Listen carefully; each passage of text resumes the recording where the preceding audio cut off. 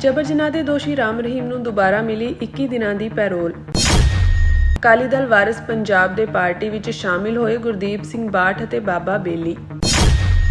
Edmonton ਦੇ ਗੁਰਦੁਆਰਾ ਨਾਨਕਸਰ ਸਾਹਿਬ ਤੇ ਹਮਲੇ ਤੇ ਵਰਲਡ ਸਿੱਖ ਆਰਗੇਨਾਈਜੇਸ਼ਨ ਨੇ ਜਤਾਈ ਚਿੰਤਾ।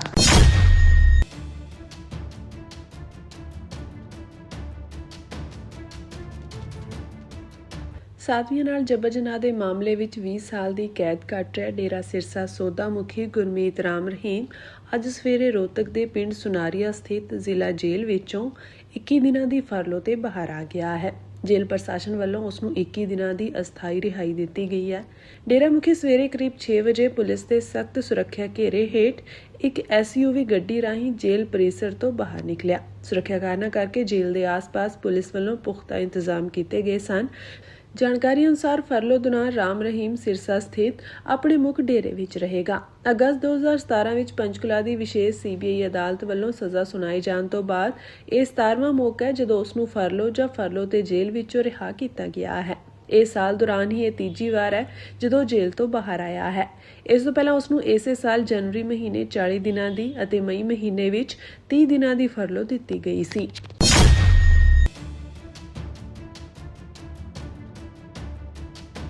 ਬਰਨਾਲਾ ਵਿਧਾਨ ਸਭਾ ਉਪ ਚੋਣਾਂ 2024 ਵਿੱਚ ਲੜਨ ਵਾਲੇ ਗੁਰਦੀਪ ਸਿੰਘ ਬਾਠ ਅਤੇ ਲੇਖਕ ਹਰਪ੍ਰੀਤ ਸਿੰਘ ਬਾਬਾ ਬੇਲੀ ਅੱਜ ਅੰਮ੍ਰਿਤਪਾਲ ਸਿੰਘ ਦੀ ਅਗਵਾਈ ਵਾਲੇ ਅਕਾਲੀ ਦਲ ਵਾਰਿਸ ਪੰਜਾਬ ਦੇ ਵਿੱਚ ਸ਼ਾਮਿਲ ਹੋ ਗਏ ਹਨ। ਪਾਰਟੀ ਆਗੂਆਂ ਤਰਸੇਮ ਸਿੰਘ, ਮਨਪ੍ਰੀਤ ਸਿੰਘ ਇਆਲੀ ਅਤੇ ਫਰੀਦਕੋਟ ਦੇ ਸੰਸਦ ਮੈਂਬਰ ਸਰਬਜੀਤ ਸਿੰਘ ਖਾਲਸਾ ਨੇ ਇੱਥੇ ਬਾਠ ਅਤੇ ਬਾਬਾ ਬੇਲੀ ਦਾ ਪਾਰਟੀ ਵਿੱਚ ਸਵਾਗਤ ਕੀਤਾ। ਜ਼ਿਕਰਯੋਗ ਹੈ ਕਿ ਬਾਠ ਨੇ 2024 ਵਿੱਚ ਬਰਨਾਲਾ ਵਿਧਾਨ ਸਭਾ ਉਪ ਚੋਣ ਇੱਕ ਆਜ਼ਾਦ ਉਮੀਦਵਾਰ ਵਜੋਂ ਲੜੀ ਸੀ। ਇਸ ਤੋਂ ਪਹਿਲਾਂ ਉਹ ਆਮ ਆਦਮੀ ਪਾਰਟੀ ਵਿੱਚ ਸਨ। ਬਾਬਾ ਬੇਲੀ ਆਪਣੀਆਂ ਲਿਖਤਾਂ ਅਤੇ ਪ੍ਰਸਿੱਧ ਅਧਿਆਤਮਿਕ ਗੀਤ ਜਿਨ੍ਹਾਂ ਨੂੰ ਤੂੰ ਦਿਸਦਾ ਉਹ ਕੋਈ ਹੋਰ ਹੀ ਅੱਖਾਂ ਨੇ ਲਿਖਣ ਲਈ ਜਾਣੇ ਜਾਂਦੇ ਹਨ। ਬਾਠ ਨੇ ਕਿਹਾ ਕਿ ਜਿਨ੍ਹਾਂ ਰਾਜਸੀ ਪਾਰਟੀਆਂ ਦੀ ਅਗਵਾਈ ਦਿੱਲੀ ਵਿੱਚ ਹੈ ਉਹ ਪੰਜਾਬ ਦੇ ਹਿੱਤਾਂ ਦੀ ਪੂਰੀ ਤਰ੍ਹਾਂ ਰਾਖੀ ਨਹੀਂ ਕਰ ਸਕਦੀਆਂ। ਉਨ੍ਹਾਂ ਕਿਹਾ ਕਿ ਪੰਜਾਬ ਨੂੰ ਉਸ ਰਾਜਸੀ ਪਹੁੰਚ ਕਾਰਨ ਨੁਕਸਾਨ ਉਠਾਉਣਾ ਪਿਆ ਜਿਹੜੀ ਸੂਬੇ ਦੇ ਹੱਕਾਂ ਅਤੇ ਹਿੱਤਾਂ ਨਾਲ ਸਮਝੌਤਾ ਕਰਦੀ ਹੈ। ਇੱਕ ਮਜ਼ਬੂਤ ਰਾਜਸੀ ਤਾਕਤ ਅਤੇ ਅਗਵਾਈ ਦੀ ਲੋੜ ਹੈ ਜੋ ਨਿੱਜੀ ਹਿੱਤਾਂ ਤੋਂ ਉੱਪਰ ਉੱਠ ਕੇ ਪੰਜਾਬ ਦੇ ਹੱਕਾਂ ਲਈ ਲੜ ਸਕੇ। ਬਾਬਾ ਬੇਲੀ ਨੇ ਕਿਹਾ ਕਿ ਪੰਜਾਬ ਨੂੰ ਕਰਜ਼ੇ, ਨਸ਼ੇ ਦੀ ਲਾਤ ਅਤੇ ਰਾਜਸੀ ਸਵਾਰਥ ਵਰਗੇ ਮੁੱਦਿਆਂ ਨਾਲ ਨਜਿੱਠਣ ਲਈ ਦੂਰਦਰਸ਼ੀ ਅਗਵਾਈ ਦੀ ਲੋੜ ਹੈ ਅਤੇ ਅਕਾਲੀ ਦਲ ਵਾਰਿਸ ਪੰਜਾਬ ਦੇ ਹੀ ਇਸ ਸਮੇਂ ਸੂਬੇ ਅਤੇ ਪੰਥ ਨਾਲ ਜੁੜੇ ਮੁੱਦਿਆਂ ਨੂੰ ਉਠਾਉਣ ਵਾਲੀ ਇੱਕੋ ਇੱਕ ਰਾਜਸੀ ਤਾਕਤ ਹੈ। ਦੋਵਾਂ ਦਾ ਪਾਰਟੀ ਵਿੱਚ ਸਵਾਗਤ ਕਰਦਿਆਂ ਤਰਸੇਮ ਸਿੰਘ ਨੇ ਕਿਹਾ ਕਿ ਉਹਨਾਂ ਦੇ ਤਜਰਬੇ ਅਤੇ ਲੋਕ ਸੇਵਾ ਪ੍ਰਤੀ ਵਚਨਬੱਧਤਾ ਦਾ ਸਤਿਕਾਰ ਕੀਤਾ ਜਾਵੇਗਾ। ਇਸ ਮੌਕੇ ਮਨਪ੍ਰੀਤ ਸਿੰਘ ਇਆਲੀ ਨੇ ਕਿਹਾ ਕਿ ਪਾਰਟੀ ਨੂੰ ਪੰਜਾਬ ਭਰ ਦੇ ਲੋਕਾਂ ਵੱਲੋਂ ਲਗਾਤਾਰ ਸਮਰਥਨ ਮਿਲ ਰਿਹਾ ਹੈ ਅਤੇ ਸੂਬੇ ਦੇ ਨੌਜਵਾਨਾਂ ਵਿੱਚ ਇੱਕ ਪਸੰਦੀਦਾ ਰਾਜਸੀ ਬਦਲ ਵਜੋਂ ਉੱਭਰ ਰਹੀ ਹੈ। ਹਰਪ੍ਰੀਤ ਸਿੰਘ ਜੀ ਜਿਹੜੇ ਪ੍ਰੋਫੈਸਰ ਨੇ ਜਿਨ੍ਹਾਂ ਨੂੰ ਬਾਬਾ ਬੇਲੀ ਦੇ ਨਾਲ ਪੂਰੇ ਪੰਜਾਬ ਕੀ ਪੂਰੀ ਦੁਨੀਆ 'ਚ ਉਹਨਾਂ ਦਾ ਨਾਮ ਆ, ਉਹ ਵੀ ਇੱਕ ਬਹੁਤ ਪੜ੍ਹੇ ਲਿਖੇ ਪੰਜਾਬ ਔਰ ਆਪਣੀ ਕੌਮ ਪ੍ਰਤੀ ਬੜੇ ਸਿਰਦੇ ਆ। ਇਹ ਸਾਡੇ ਨਾਲ ਸਾਡੀ ਪਾਰਟੀ 'ਚ ਅੱਜ ਸ਼ਾਮਲ ਹੋ ਰਹੇ ਆ ਤੇ ਇਹਦੇ ਨਾਲ ਸਾਨੂੰ ਲੱਗਦਾ ਹੈ ਕਿ ਸਾਡੀ ਪਾਰਟੀ ਜਿਹੜੀ ਕਿ ਪੰਜਾਬ ਦੇ ਲੋਕਾਂ ਦੇ ਦਿਲਾਂ 'ਚ ਇੱਕ ਜਗ੍ਹਾ ਬਣਾ ਚੁੱਕੀ ਹੈ ਕਿ ਹਰੇਕ ਸਿਰਦ ਜਿਹੜਾ ਬੰਦਾ ਪੰਜਾਬ ਔਰ ਪੰਥ ਨੂੰ ਪਿਆਰ ਕਰਨ ਵਾਲਾ ਉਹ ਜੇ ਇਸ ਪਾਰਟੀ ਨਾਲ ਜੁੜਨ ਵਾਸਤੇ ਆਪਣੀਆਂ ਸੇਵਾਵਾਂ ਇਸ ਪਾਰਟੀ ਨਾਲ ਕਰਨ ਵਾਸਤੇ ਤਿਆਰ ਆ ਤੇ ਉਹਦੇ ਵਾਸਤੇ ਦੋਵਾਂ ਸ਼ਖਸੀਅਤਾਂ ਦਾ ਅਸੀਂ ਆਪਣੀ ਪਾਰਟੀ 'ਚ ਆਉਣ ਤੇ ਸਵਾਗਤ ਕਰਦੇ ਆ, ਇਹਨਾਂ ਦਾ ਧੰਨਵਾਦ ਕਰਦੇ ਆ ਤੇ ਇਹਨਾਂ ਨੂੰ ਅਸੀਂ ਇਹ ਵੀ ਕਹਿੰਦੇ ਆ ਕਿ ਜਿਹੜੀ ਪੰਜਾਬ ਔਰ ਸਾਡੀ ਕੌਮ ਦੇ ਅੱਗੇ ਬਹੁਤ ਵੱਡੇ ਚੈਲੰਜ ਆ ਤੇ ਉਹਨਾਂ ਨੂੰ ਆਪਾਂ ਸਾਰੇ ਪੰਜਾਬ ਦੇ ਵਾਸੀਆਂ ਨੇ, ਪੰਜਾਬ ਦੇ ਵਾਰਸਾਂ ਨੇ, ਪੰਜਾਬ ਨੂੰ ਪਿਆਰ ਕਰਨ ਵਾਲੇ ਦੇਸ਼ਾਂ ਵਿਦੇਸ਼ਾਂ ਜਿਹੜੇ ਸਾਡੇ ਭਰਾ ਬੈਠੇ ਆ, ਸਾਡੇ ਪੰਜਾਬ ਕੌਮ ਦੇ ਨੁਮਾਇੰਦੇ ਉੱਥੇ ਬੈਠੇ ਆ, ਉਹਨਾਂ ਦੇ ਵੀ ਇਹੋ ਬੇਨਤੀ ਆ ਕਿ ਆਪਾਂ ਸਾਰਿਆਂ ਜਣਿਆਂ ਦਾ ਫਰਜ਼ ਬਣਦਾ ਕਿ ਆਪਾਂ ਦਿਨ ਰਾਤ ਮਿਹਨਤ ਕਰਕੇ ਜੋ ਪੰਜਾਬ ਬੜੀਆਂ ਮੁਸ਼ਕਲਾਂ 'ਚ ਘਿਰਿਆ ਹੋਇਆ ਹਰ ਪਾਸਿਓਂ ਇਹਨੂੰ ਬਹੁਤ ਵੱਡੇ ਚੈਲੰਜ ਆ ਤੇ ਉਹਨਾਂ ਨੂੰ ਉਹਦੇ ਲੜਨ ਵਾਸਤੇ ਆਪਾਂ ਨੂੰ ਸਾਰਿਆਂ ਨੂੰ ਇਕਜੁੱਟ ਹੋਣ ਦੀ ਲੋੜ ਆ। ਉਹਦੇ ਵਾਸਤੇ ਮੈਂ ਇਹਨਾਂ ਦੋ ਸ਼ਖਸੀਅਤਾਂ ਨੇ ਜਿਹੜਾ ਇਹਦੇ 'ਚ ਵਿਸ਼ਵਾਸ ਪ੍ਰਗਟ ਕੀਤਾ, ਇਹਨਾਂ ਦਾ ਮੈਂ ਬਹੁਤ ਬਹੁਤ ਧੰਨਵਾਦ ਕਰਦਾ।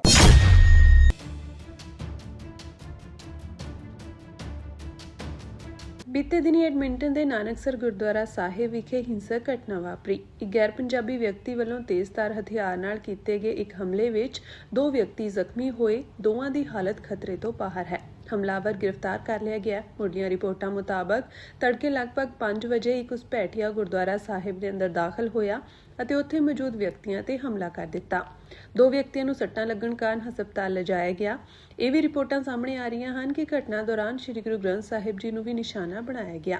ਵਰਲਡ ਸਿੱਖ ਆਰਗੇਨਾਈਜੇਸ਼ਨ ਨੇ ਕਿਹਾ ਕਿ ਉਹ ਘਟਨਾ ਦੇ ਹਾਲਾਤ ਅਤੇ ਹਮਲੇ ਦੇ ਮਕਸਦ ਬਾਰੇ ਹੋਰ ਪੁਸ਼ਟੀ ਕੀਤੀ ਜਾਣਕਾਰੀ ਦੀ ਉਡੀਕ ਕਰ ਰਹੀ ਹੈ। ਇਹ ਘਟਨਾ ਅਲਬਰਟਾ ਵਿੱਚ ਸਿੱਖ ਭਾਈਚਾਰੇ ਲਈ ਪਹਿਲਾਂ ਹੀ ਚਿੰਤਾ ਵਾਲੇ ਮਾਹੌਲ ਦੌਰਾਨ ਵਾਪਰੀ ਹੈ। ਇਸ ਤੋਂ ਪਹਿਲਾਂ ਕੈਲਗਰੀ ਪੁਲਿਸ ਨੇ ਪੁਸ਼ਟੀ ਕੀਤੀ ਸੀ ਕਿ ਉੱਤਰ ਪੂਰਬੀ ਕੈਲਗਰੀ ਦੇ 2 ਸਿੱਖ ਗੁਰਦੁਆਰਾ ਸਾਹਿਬਾਨ ਨੂੰ ਕੀਤੀਆਂ ਗਈਆਂ ਧਮਕੀ ਭਰੀਆਂ ਕਾਲਾਂ ਦੀ ਜਾਂਚ ਕੀਤੀ ਜਾ ਰਹੀ ਹੈ। ਕੈਲਗਰੀ ਦੇ ਮੇਅਰ ਜੇਰਮੀ ਫਾਕਸ ਨੇ ਇਹਨਾਂ ਧਮਕੀਆਂ ਦੀ ਨਿੰਦਾ ਕੀਤੀ ਸੀ। ਰਿਪੋਰਟਾਂ ਮੁਤਾਬਕ ਕਾਲਾਂ ਵਿੱਚ ਸਿੱਖ ਧਾਰਮਿਕ ਅਸਥਾਨਾਂ ਨੂੰ ਢਾਉਣ ਦੀਆਂ ਧਮਕੀਆਂ ਵੀ ਦਿੱਤੀਆਂ ਗਈਆਂ ਸਨ। ਇਸੇ ਮਹੀਨੇ ਦੇ ਸ਼ੁਰੂ ਵਿੱਚ ਇੱਕ ਸਿੱਖ ਟਰੱਕ ਡਰਾਈਵਰ ਤਲਵਿੰਦਰ ਸਿੰਘ ਅਟਵਾਲ ਨੇ ਵੀ ਸ਼ਿਕਾਇਤ ਕੀਤੀ ਸੀ ਕਿ ਐਡਮਿੰਟਨ ਦੇ ਵਾਲਮਾਰਟ ਵਿੱਚ ਉਸ ਦੀ ਧਾਰਮਿਕ ਪਛਾਣ ਨੂੰ ਲੈ ਕੇ ਟਿੱਪਣੀਆਂ ਕਰਨ ਤੋਂ ਬਾਅਦ ਉਸ ਤੇ ਸਰੀਰਕ ਹਮਲਾ ਕੀਤਾ ਗਿਆ। ਅਟਵਾਲ ਅਨੁਸਾਰ ਉਸ ਨੂੰ ਮੁੱਕਾ ਮਾਰਿਆ ਗਿਆ, ਧੱਕਾ ਦਿੱਤਾ ਗਿਆ ਅਤੇ ਉਸ ਦੀ ਦਾੜੀ ਖਿੱਚੀ ਗਈ। ਇੱਕ ਵੀਡੀਓ ਵਿੱਚ ਉਹ ਜ਼ਮੀਨ ਤੇ ਡਿੱਗੇ ਹੋਏ ਦਿਖਾਈ ਦਿੰਦੇ ਹਨ, ਜਦਕਿ ਉਹਨਾਂ ਦੀ ਦਸਤਾਰ ਵੀ ਉਤਰ ਗਈ ਸੀ। ਇਸ ਮਾਮਲੇ ਦੀ ਜਾਂਚ ਵਿੱਚ ਐਡਮਿੰਟਨ ਪੁਲਿਸ ਸਰਵਿਸ ਦੀ ਹੇਟ ਕ੍ਰਾਈਮਜ਼ ਯੂਨਿਟ ਵੀ ਸਹਾਇਤਾ ਕਰ ਰਹੀ ਹੈ। ਇਸੇ ਸਾਲ ਮਾਰਚ ਵਿੱਚ 22 ਸਾਲਾ ਬਰਿੰਦਰ ਸਿੰਘ ਦੀ ਹੱਤਿਆ ਨੇ ਵੀ ਅਲਬਰਟਾ ਦੇ ਸਿੱਖ ਭਾਈਚਾਰੇ ਵਿੱਚ ਵੱਡੀ ਚਿੰਤਾ ਪੈਦਾ ਕੀਤੀ ਸੀ। ਲੈਡੂਕ ਨੇੜੇ ਹਾਈਵੇ ਤੇ ਹੋਈ ਇਸ ਗੋਲੀਬਾਰੀ ਨੂੰ ਪਹਿਲੀ ਨਜ਼ਰ ਵਿੱਚ ਬਿਨਾਂ ਕਿਸੇ ਭੜਕੜਾਹਟ ਦੇ ਕੀਤਾ ਗਿਆ ਹਮਲਾ ਦੱਸਿਆ ਗਿਆ ਸੀ। ਵਰਲਡ ਸਿੱਖ ਆਰਗੇਨਾਈਜੇਸ਼ਨ ਨੇ ਜਾਂਚਕਰਤਾਵਾਂ ਨੂੰ ਇਹ ਵੀ ਵਿਚਾਰਨ ਦੀ ਅਪੀਲ ਕੀਤੀ ਸੀ ਕਿ ਕੀ ਇਸ ਘਟਨਾ ਪਿੱਛੇ ਨਫ਼ਰਤੀ ਮਕਸਦ ਕੋਈ ਕਾਰਨ ਸੀ। ਇਹ ਸਾਰੀਆਂ ਘਟਨਾਵਾਂ ਕੈਨੇਡਾ ਭਰ ਵਿੱਚ ਸਿੱਖ ਵਿਰੋਧੀ ਨਫ਼ਰਤ ਵਿੱਚ ਦਰਜ ਕੀਤੇ ਗਏ ਵਾਧੇ ਦੇ ਪਿਛੋਕੜ ਵਿੱਚ ਸਾਹਮਣੇ ਆ ਰਹੀਆਂ ਹਨ। ਦੇਸ਼ਾਂ ਦੇ ਅੰਦਰ ਇਹ ਹਮਲਿਆਂ ਦੀ ਜਿਹੜੀ ਗੱਲ ਚੱਲ ਰਹੀ ਆ ਤੇ ਬਹੁਤ ਮਾੜੀ ਗੱਲ ਆ। ਐਡਮਿੰਟਨ ਗੁਰਦੁਆਰਾ ਸਾਹਿਬ ਦੇ ਵਿੱਚ ਕੋਈ ਗੋਰਾ ਵਾ ਜਿਹੜਾ ਅੰਦਰ ਵੜਿਆ ਤੇ ਉਹਨੇ ਕੋਸ਼ਿਸ਼ ਕੀਤੀ ਆ, ਪਰ ਉੱਥੋਂ ਦੇ ਪਹਿਰੇਦਾਰ ਤਾਇਨਾਤ ਸੀ, ਉਹਨਾਂ ਨੇ ਬੇਅਦਬੀ ਤਾਂ ਨਹੀਂ ਹੋਣ ਦਿੱਤੀ। ਵਿਦੇਸ਼ ਦੇ ਅੰਦਰ ਸਿੱਖ ਜਿਹੜੇ ਆ ਉਹਨਾਂ ਦੀ ਸਥਾਪਤੀ ਆ ਉਹ ਬਹੁਤ ਜ਼ਬਰਦਸਤ ਆ। ਉਹ ਸਮਾਜ ਦੇ ਵਿੱਚ ਵੀ ਮਾਣ ਲੈ ਰਹੇ ਨੇ, ਰਾਜਨੀਤੀ ਵਿੱਚ ਵੀ ਅਹੁਦਾ ਲੈ ਰਹੇ ਨੇ। ਤੀਸਰਾ ਜਿਹੜਾ ਉਹਨਾਂ ਦਾ ਜਿਹੜਾ ਆਰਥਿਕ ਤੌਰ ਦੇ ਉੱਤੇ ਉਹ ਬਹੁਤ ਮਜ਼ਬੂਤ ਹੋ ਗਏ ਨੇ। ਸੋ ਇਹ ਵੀ ਕੁਝ ਕਾਰਨ ਬਣਦੇ ਆ ਜਿਹਦੇ ਕਰਕੇ ਇਹ ਨਸਲੀ ਹਮਲਾ ਵਾ। ਵੈਸੇ ਜਿਹੜੀ ਸਿੱਖ ਕੌਮ ਆ ਇਹ ਸਰਬੱਤ ਦੇ ਭਲੇ ਦੀ ਗੱਲ ਕਰਦੀ ਆ, ਕਦੇ ਵੀ ਕਿਸੇ ਤੇ ਕਹਿੰਦੇ ਨਫ਼ਰਤ ਨਹੀਂ ਕਰਦੀ, ਕਿਸੇ ਤੇ ਉਹ ਕਹਿੰਦੇ ਜੁਰਮ ਨਹੀਂ ਕਰਦੀ, ਕਿਸੇ ਦੇ ਧਰਮ ਦੇ ਵਿੱਚ ਦਖਲ ਨਹੀਂ ਦਿੰਦੀ। ਸੋ ਇਹ ਸਾਰਾ ਕੁਝ ਜਿਹੜਾ ਚੱਲ ਰਿਹਾ ਇਹ ਮਾੜਾ ਵਾ। ਅਸੀਂ ਇਹਦੀ ਨਿਖੇਧੀ ਕਰਦੇ ਹਾਂ। ਸ਼੍ਰੋਮਣੀ ਕਮੇਟੀ ਵੱਲੋਂ ਉੱਥੋਂ ਦੀਆਂ ਸਾਡੀਆਂ ਜਿਹੜੀਆਂ ਗੁਰਦੁਆਰਾ ਕਮੇਟੀਆਂ ਨੇ ਉਹਨਾਂ ਦੇ ਨਾਲ ਤਾਲਮੇਲ ਕੀਤਾ ਜਾ ਰਿਹਾ। ਸੋ ਜਿਹੜਾ ਇਹਦਾ ਅਸਲ ਗੱਲ ਆਏਗੀ ਉਹ ਫਿਰ ਜਿਹੜੀ ਆ ਤੁਹਾਡੀ ਜਾਣਕਾਰੀ ਹੈ ਦਿੱਤੀ ਜਾਏਗੀ। ਇਹ ਬਹੁਤ ਵੱਡਾ ਮੰਦਭਾਗਾ ਆ। ਨਹੀਂ ਅਜਿਹੀਆਂ ਘਟਨਾ ਜਿਹੜੀਆਂ ਵਾਪਰਨੀਆਂ ਚਾਹੀਦੀਆਂ, ਕਿਉਂਕਿ ਇੱਥੇ ਦਾ ਆ ਕੇ ਆਪਾਂ ਸਰਬੱਤ ਦੇ ਭਲੇ ਦੀ ਅਰਦਾਸ ਕਰਦੇ ਤੇ ਜੇ ਆਪੋ ਵਿੱਚ ਹੀ ਫਿਰ ਆਪਾਂ ਉਸੇ ਇਦਾਂ ਪਿੜਚੀਏ ਤੇ ਮੇਰਾ ਖਿਆਲ ਹੈ ਉਹਦਾ ਜਿਹੜਾ ਮੈਸੇਜ ਆ ਉਹ ਠੀਕ ਨਹੀਂ ਜਾਂਦਾ। ਕੈਨੇਡਾ ਵਿੱਚ ਗੁਰਦੁਆਰਾ ਸਾਹਿਬਾਨ ਦੇ ਅੰਦਰ ਵਾਪਰੀਆਂ ਆਪਸੀ ਝੜਪਾਂ ਦੀਆਂ ਘਟਨਾਵਾਂ ਤੇ ਸ਼੍ਰੋਮਣੀ ਗੁਰਦੁਆਰਾ ਪ੍ਰਬੰਧਕ ਕਮੇਟੀ ਦੇ ਪ੍ਰਧਾਨ ਹਰਜਿੰਦਰ ਸਿੰਘ ਧਾਮੀ ਨੇ ਚਿੰਤਾ ਪ੍ਰਗਟਾਈ ਹੈ। ਉਹਨਾਂ ਕਿਹਾ ਕਿ ਗੁਰੂ ਘਰ ਵਿੱਚ ਇਸ ਤਰ੍ਹਾਂ ਦੀਆਂ ਘਟਨਾਵਾਂ ਵਾਪਰਨਾ ਬੇहद ਮੰਦਭਾਗਾ ਹੈ। ਉਹਨਾਂ ਕਿਹਾ ਕਿ ਸਿੱਖਾਂ ਨੂੰ ਆਪਣੇ ਆਪਸੀ ਮਤਭੇਦ ਗੱਲਬਾਤ ਰਾਹੀਂ ਸੁਲਝਾਉਣੇ ਚਾਹੀਦੇ ਹਨ, ਕਿਉਂਕਿ ਗੁਰੂ ਘਰ ਵਿੱਚ ਆ ਕੇ ਅਸੀਂ ਸਰਬੱਤ ਦੇ ਭਲੇ ਦੀ ਅਰਦਾਸ ਕਰਦੇ ਹਾਂ। ਅਕਸਰ ਕਈ ਵਾਰੀ ਸ਼ਿਕਾਇਤਾਂ ਆਉਂਦੀਆਂ ਕਿ ਆਪੋ ਵਿੱਚ ਪੱਗੋ ਲੱਥੀ ਹੋਏ, ਪਰ ਮੈਂ ਸਮਝਦਾ ਗੁਰੂ ਸਿਧਾਂਤ ਨਹੀਂਗਾ। ਗੁਰੂ ਸਾਤਵੀ ਸਤਿਗੁਰ ਜੀ ਗੁਰੂ ਦਰ ਦੇ ਉੱਤੇ ਸਾਰਿਆਂ ਨੂੰ ਆਪਣੇ ਗਲਵੱਕੜੀ ਚ ਲੈਂਦੇ ਆ, ਪਰ ਜਿਹੜੇ ਸਿੱਖਾਂ ਦਾ ਆਪੋ ਵਿੱਚ ਕਲੇਸ਼ ਪਵੇ ਇਹ ਬਹੁਤ ਵੱਡਾ ਮੰਦਭਾਗਾ ਆ। ਨਹੀਂ ਅਜਿਹੀਆਂ ਘਟਨਾ ਜਿਹੜੀਆਂ ਵਾਪਰਨੀਆਂ ਚਾਹੀਦੀਆਂ, ਕਿਉਂਕਿ ਇੱਥੇ ਦਾ ਆ ਕੇ ਆਪਾਂ ਸਰਬੱਤ ਦੇ ਭਲੇ ਦੀ ਅਰਦਾਸ ਕਰਦੇ ਤੇ ਜੇ ਆਪੋ ਵਿੱਚ ਹੀ ਫਿਰ ਆਪਾਂ ਉਸੇ ਇਦਾਂ ਪਿੜਚੀਏ ਤੇ ਮੇਰਾ ਖਿਆਲ ਹੈ ਉਹਦਾ ਜਿਹੜਾ ਮੈਸੇਜ ਆ ਉਹ ਠੀਕ ਨਹੀਂ ਜਾਂਦਾ।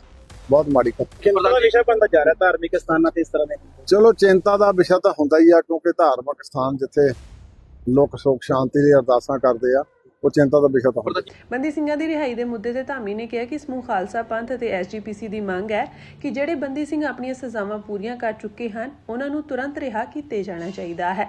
ਉਹਨਾਂ ਮਾਤਾ ਜੀ ਅਤੇ ਸਰਦਾਰ ਜਗਤਾਰ ਸਿੰਘ ਹਵਾਰਾ ਜੀ ਦੀ ਪੈਰੋਲ ਬਾਰੇ ਕਿਹਾ ਕਿ ਇਸ ਮਾਮਲੇ ਵਿੱਚ ਕਿਸੇ ਤਰ੍ਹਾਂ ਦੀ ਹਿਚਕਿਚਾਹਟ ਨਹੀਂ ਹੋਣੀ ਚਾਹੀਦੀ ਅਤੇ ਮਨੁੱਖੀ ਕਦਰਾਂ ਕੀਮਤਾਂ ਨੂੰ ਧਿਆਨ ਵਿੱਚ ਰੱਖਦਿਆਂ ਬੰਦੀ ਪੈਰੋਲ ਦਿੱਤੀ ਜਾਣੀ ਚਾਹੀਦੀ ਹੈ।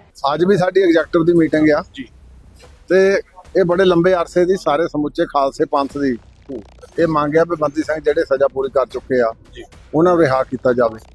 ਹੁਣ ਦਾ ਇਹ ਪੈਰੋਲ ਦਾ ਮਸਲਾ ਸੀ ਮਾਤਾ ਜੀ ਸਰਦਾਰ ਜਗਤਾਰ ਸਿੰਘ ਹਵਾਰਾ ਦੇ ਢਿੱਲੇ ਆ ਤੇ ਮੇਰਾ ਖਿਆਲ ਆ ਇਹਦੇ ਵਿੱਚ ਤਾਂ ਕੋਈ ਹਿਚਕਚਾਹਟ ਨਹੀਂ ਚਾਹੀਦੀ। ਮਨੁੱਖੀ ਕਦਰਾਂ ਕੀਮਤਾਂ ਨੂੰ ਸਮਝਦੇ ਹੋਏ ਉਹਨਾਂ ਨੂੰ ਪੈਰੋਲ ਜਿਹੜੀ ਆ ਉਹ 5 ਦਿਨ 10 ਦਿਨ ਜਿੰਨੇ ਵੀ ਬਣਦੀ ਆ ਉਹ ਦੇ ਦੇਣੀ ਚਾਹੀਦੀ। ਸ਼੍ਰੀ ਕਰਤਾਰਪੁਰ ਸਾਹਿਬ ਲਾਂਘੇ ਅਤੇ ਸ਼ਰਧਾਲੂਆਂ ਨੂੰ ਆ ਰਹੀਆਂ ਵੀਜ਼ਾ ਸਮੱਸਿਆਵਾਂ ਬਾਰੇ ਉਹਨਾਂ ਕਿਹਾ ਕਿ ਇਸ ਸੰਬੰਧੀ ਅਧਿਕਾਰੀਆਂ ਨਾਲ ਮੁਲਾਕਾਤ ਕੀਤੀ ਗਈ ਹੈ। ਉਹਨਾਂ ਮੰਗ ਕੀਤੀ ਕਿ ਜਿਹੜੇ ਸ਼ਰਧਾਲੂਆਂ ਨੇ ਵੀਜ਼ੇ ਲਈ ਅਪਲਾਈ ਕੀਤਾ ਹੈ ਉਹਨਾਂ ਨੂੰ ਵੀਜ਼ੇ ਯਕੀਨੀ ਤੌਰ ਤੇ ਜਾਰੀ ਕੀਤੇ ਜਾਣ। SGPC ਇਸ ਮਾਮਲੇ ਵਿੱਚ ਸੰਗਤ ਦੀ ਸਹੂਲਤ ਲਈ ਲਗਾਤਾਰ ਯਤਨਸ਼ੀਲ ਰਹੇਗੀ। ਅਸੀਂ ਤਾਂ ਉਹ ਗਏ ਸੀਗੇ ਕਿਉਂਕਿ ਸ਼੍ਰੀ ਕਰਤਾਰਪੁਰ ਦਾ ਲਾਂਘਾ ਬੰਦ ਆ। ਸਾਡੇ ਕੋਲ ਐਤਕੀ ਜਥਾ ਜਿਹੜਾ ਹੈ ਉਹ 7500 ਪਾਸਪੋਰਟ ਆ ਗਿਆ, ਹੁਣ ਅਸੀਂ ਲੈਣੇ ਬੰਦ ਕੀਤੇ ਆ ਜੀ। ਉਹ ਕਮਿਸ਼ਨਰ ਸਾਹਿਬ ਨੂੰ ਮਿਲੇ ਸੀ ਜਾ ਕੇ ਵੀ ਭਾਈ ਜਿੰਨੇ ਕ ਅਸੀਂ ਵੀਜ਼ੇ ਅਪਲਾਈ ਕੀਤੇ ਆ ਉਹ ਸਾਰਿਆਂ ਨੂੰ ਵੀਜ਼ੇ ਦਿੱਤੇ ਜਾਣ, ਤੇ ਉਹਨੇ ਸਾਨੂੰ ਯਕੀਨ ਵੀ ਦਿਵਾਇਆ ਵੀ ਸਾਰੇ ਦੇਵਾਂਗੇ। ਪੈਰੋਲ ਹੀ ਦੇਣੀ, ਜੇ ਇੱਧਰ ਪੈਰੋਲ ਦਿੱਤੀ ਜਾ ਰਹੀ ਵਾਰ-ਵਾਰ ਤੇ ਇੱਧਰ ਕਿਉਂ ਨਹੀਂ ਦਿੱਤੀ ਜਾ ਰਹੀ ਬੰਦੀ ਸਿੰਘਾਂ ਨੂੰ? ਤਾਂ ਮੈਂ ਸਮਝਦਾ ਦੋਹਰਾ ਮਾਪਦੰਡ ਆ, ਪੈਰੋਲਾਂ ਦੇਣੀਆਂ ਚਾਹੀਦੀਆਂ ਬੰਦੀ ਸਿੰਘਾਂ ਨੂੰ ਔਰ ਉਹਨਾਂ ਦੀਆਂ ਰਿਹਾਈਆਂ ਵੀ ਹੋਣੀਆਂ ਚਾਹੀਦੀਆਂ। ਜਬਰ ਜਨਾਹ ਅਤੇ ਕਤਲ ਵਰਗੇ ਕੇਸਾਂ ਵਿੱਚ ਸਜ਼ਾ ਤਹਿਤ ਕੈਦ ਡੇਰਾ ਸਿਰਸਾ ਮੁਖੀ ਨੂੰ ਵਾਰ-ਵਾਰ ਪੈਰੋਲ ਦਿੱਤੇ ਜਾਣ ਤੇ ਸ਼੍ਰੀ ਅਕਾਲ ਤਖਤ ਸਾਹਿਬ ਦੇ ਜਥੇਦਾਰ ਗਿਆਨੀ ਕੁਲਦੀਪ ਸਿੰਘ ਅੜਗਾਜ ਨੇ ਸਵਾਲ ਚੁੱਕਦਿਆਂ ਕਿਹਾ ਕਿ ਸਰਕਾਰਾਂ ਵੱਲੋਂ ਸਿੱਖਾਂ ਨਾਲ ਦੋਹਰੇ ਮਾਪਦੰਡ ਵਰਤੇ ਜਾ ਰਹੇ ਹਨ। ਸ਼੍ਰੋਮਣੀ ਕਮੇਟੀ ਦੇ ਪ੍ਰਧਾਨ ਐਡਵੋਕੇਟ ਹਰਜਿੰਦਰ ਸਿੰਘ ਧਾਮੀ ਨੇ ਵੀ ਇਸ ਮਾਮਲੇ ਵਿੱਚ ਸਖਤ ਇਤਰਾਜ਼ ਦਾ ਪ੍ਰਗਟਾਵਾ ਕੀਤਾ ਹੈ। ਜਥੇਦਾਰ ਗੜਗਾਜ ਨੇ ਕਿਹਾ ਕਿ ਖਾਲਸਾ ਪੰਥ ਸਜ਼ਾਵਾਂ ਪੂਰੀਆਂ ਕਰ ਚੁੱਕੇ ਬੰਦੀ ਸਿੰਘਾਂ ਦੀ ਰਿਹਾਈ ਲਈ ਸੰਘਰਸ਼ ਕਰ ਰਿਹਾ ਹੈ ਅਤੇ ਖਾਸ ਕਰ ਜਗਤਾਰ ਸਿੰਘ ਹਵਾਰਾ ਲਈ ਉਹਨਾਂ ਦੇ ਬਿਰਧ ਮਾਤਾ ਨਾਲ ਮੁਲਾਕਾਤ ਵਾਸਤੇ ਪੈਰੋਲ ਦੀ ਗੱਲ ਕੀਤੀ ਜਾ ਰਹੀ ਹੈ, ਪਰੰਤੂ ਬੰਦੀ ਸਿੰਘਾਂ ਨੂੰ ਰਿਹਾ ਨਹੀਂ ਕੀਤਾ ਜਾ ਰਿਹਾ ਅਤੇ ਨਾ ਹੀ ਭਾਈ ਹਵਾਰਾ ਨੂੰ ਪੈਰੋਲ ਦਿੱਤੀ ਜਾ ਰਹੀ ਹੈ। ਜਥੇਦਾਰ ਨੇ ਕਿਹਾ ਕਿ ਇਹ ਸਰਕਾਰਾਂ ਦਾ ਦੋਹਰਾ ਮਾਪਦੰਡ ਹੈ। ਇੱਕ ਪਾਸੇ ਡੇਰਾ ਸਿਰਸਾ ਮੁਖੀ ਨੂੰ ਬਲਾਤਕਾਰ ਤੇ ਕਤਲ ਜਿਹੇ ਅਪਰਾਧਾਂ ਲਈ ਜੇਲ੍ਹ ਹੋਈ ਹੈ ਅਤੇ ਜਦੋਂ ਉਸ ਦੀ ਗ੍ਰਿਫਤਾਰੀ ਹੋਈ ਹੈ ਤਾਂ ਉਦੋਂ ਹੀ ਹਿੰਸਾ ਵਿੱਚ ਕਈ ਜਾਨਾਂ ਗਈਆਂ, ਪਰ ਇਸ ਦੇ ਬਾਵਜੂਦ ਉਸ ਨੂੰ ਜੇਲ੍ਹ ਵਿੱਚੋਂ ਵਾਰ-ਵਾਰ ਛੱਡਿਆ ਜਾਂਦਾ ਹੈ। ਪਰ ਦੂਜੇ ਪਾਸੇ ਪਿਛਲੇ 3 ਦਹਾਕਿਆਂ ਤੋਂ ਜੇਲ੍ਹਾਂ ਵਿੱਚ ਨਜ਼ਰਬੰਦ ਸਿੰਘਾਂ ਨੂੰ ਪੈਰੋਲ ਦੇਣ ਜਾਂ ਰਿਹਾਈ ਦੀ ਗੱਲ ਆਉਂਦੀ ਹੈ ਤਾਂ ਸਿੱਖਾਂ ਨੂੰ ਪੈਰੋਲ ਤੱਕ ਨਹੀਂ ਦਿੱਤੀ ਜਾਂਦੀ। ਉਹਨਾਂ ਕਿਹਾ ਕਿ ਸਰਕਾਰਾਂ ਨੂੰ ਦੋਹਰੇ ਮਾਪਦੰਡ ਛੱਡ ਕੇ ਅਤੇ ਮਾਨਵੀ ਸਰੋਕਾਰਾਂ ਨੂੰ ਪ੍ਰਮੁੱਖ ਰੱਖਦਿਆਂ ਭਾਈ ਹਵਾਰਾ ਨੂੰ ਉਹਨਾਂ ਦੀ ਮਾਤਾ ਜੀ ਨਾਲ ਮੁਲਾਕਾਤ ਲਈ ਖੁੱਲ੍ਹੇ ਦਿਲ ਨਾਲ ਪੈਰੋਲ ਦੇਣੀ ਚਾਹੀਦੀ ਹੈ। ਇਸ ਸਮੁੱਚੇ ਸਿੱਖ ਕੌਮ ਦੇ ਨਾਲ-ਨਾਲ ਮਾਨਵਤਾ ਨੂੰ ਪਿਆਰ ਕਰਨ ਵਾਲੀਆਂ ਜਥੇਬੰਦੀਆਂ ਦੀ ਵੀ ਭਾਵਨਾ ਹੈ ਕਿ ਉਸ ਨੂੰ ਪੈਰੋਲ ਮਿਲਣੀ ਚਾਹੀਦੀ ਹੈ। ਜਥੇਦਾਰ ਨੇ ਕਿਹਾ ਕਿ ਇਸੇ ਤਰ੍ਹਾਂ ਬਲਵੰਤ ਸਿੰਘ ਰਾਜੋਆਣਾ ਦੀ ਫਾਂਸੀ ਸਜ਼ਾ ਤੋਂ ਉਮਰ ਕੈਦ ਤਬਦੀਲੀ ਦਾ ਮਾਮਲਾ ਵੀ ਲੰਮੇ ਸਮੇਂ ਤੋਂ ਲਟਕਿਆ ਹੈ। ਜਗਤਾਰ ਸਿੰਘ ਤਾਰਾ, ਪਰਮਜੀਤ ਸਿੰਘ ਭਿਓਰਾ ਤੇ ਪ੍ਰੋਫੈਸਰ ਦਵਿੰਦਰਪਾਲ ਸਿੰਘ ਭੁੱਲਰ ਦੀ ਰਿਹਾਈ ਦਾ ਮਾਮਲਾ ਵੀ ਲਟਕਿਆ।